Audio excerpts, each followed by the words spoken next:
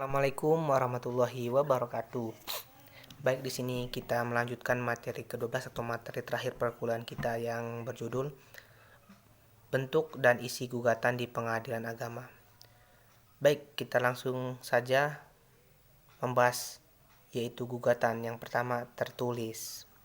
Baik, bentuk gugatan tertulis adalah yang paling diutamakan di hadapan pengadilan daripada bentuk lainnya. Gugatan tertulis diatur dalam pasal 118 ayat 1 HIR pasal 142 RBG yang menyatakan bahwa gugatan perdata pada tingkat pertama harus dimasukkan kepada pengadilan negeri dengan surat permintaan yang ditandatangani oleh penggugat atau kuasanya. Nah, dengan demikian, yang berhak dan berwenang dalam mengajukan surat gugatan adalah penggugat dan atau kuasanya. Yang kedua adalah lisan. Bagi mereka yang buta huruf, dibuka kemungkinan untuk mengajukan gugatan secara lisan kepada ketua pengadilan yang berwenang untuk mengadili suatu perkara perdata, karena bentuk gugatan lisan diatur dalam pasal 120 HIR pasal 114 RBG yang berbunyi, bila mana penggugat buta huruf, maka surat gugatannya dapat dimasukkan dengan lisan kepada ketua pengadilan negeri yang mencatat gugatan atau menyuruh mencatatnya.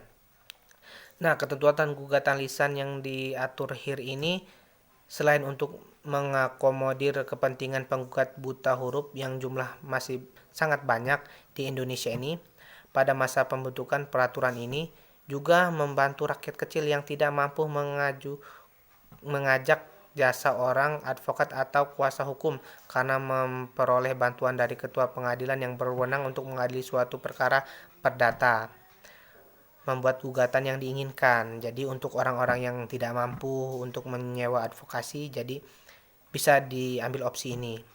Lalu ada materi selanjutnya, bentuk dan isi surat gugatan secara garis besar terdiri dari 3 komponen berikut. Baik, apa sih komponennya? Nah, komponen yang pertama adalah identitas para pihak. Jadi identitas pihak-pihak yang memuat nama gelar atau lisan atau julukan, bini atau binti, bin, umur, agama, pekerjaan dan tempat tinggal terakhir, dan seterusnya sebagaimana penggugat dan tergugat. Nah, kalau kumulasi subjek, mungkin sebagai penggugat 1, penggugat 2, dan seterusnya. Jika ada pemberian kuasa, tentu sekaligus dicantumkan identitas pemegang kuasa. Nah, itu yang identitas para pihak. Lalu ada posita atau positum, yakni fakta-fakta atau hubungan hukum yang terjadi antara kedua belah pihak. Bagian yang membuat fakta-fakta atau hubungan-hubungan yang terjadi. Bagian posita hendaknya singkat, kronologi, jelas, tepat, dan sepenuhnya terarah untuk mendukung isi tuntutan bagian pentita nantinya. Ya, yang terakhir ada pentita atau petitum, yakni isi tuntutan. Nah, butir pertama dari segi petita selalu tentang formal perkara, belum boleh langsung loncat ke materi perkara. Butir pertama berbunyi, mohon agar pengadilan agama menerima gugatan penggugat. Maksudnya ialah karena syarat-syarat formal gugatan sudah cukup. Penggugat mohon agar secara formal dinyatakan diterima. Baik, butir terakhir dari bagian petita selalu tentang permintaan agar pihak lawan dibebankan biaya perkara. Misalnya berbunyi, agar pengadilan agama menghukum tergugat untuk membayar segala biaya perkara. Buntut tengah-tengah dari bagian pentita adalah mengenai materi perkara atau pokok perkara. Tuntutan di sini boleh tunggal dan boleh juga terdiri dari beberapa tuntutan yang digabung sesuai dengan asal didukung oleh posita. Gabungan tuntutan ini disebut dengan kumulatif objektif. Baik, itulah materi tentang bentuk dan isi gugatan di pengadilan agama. Kurang lebihnya saya mohon maaf.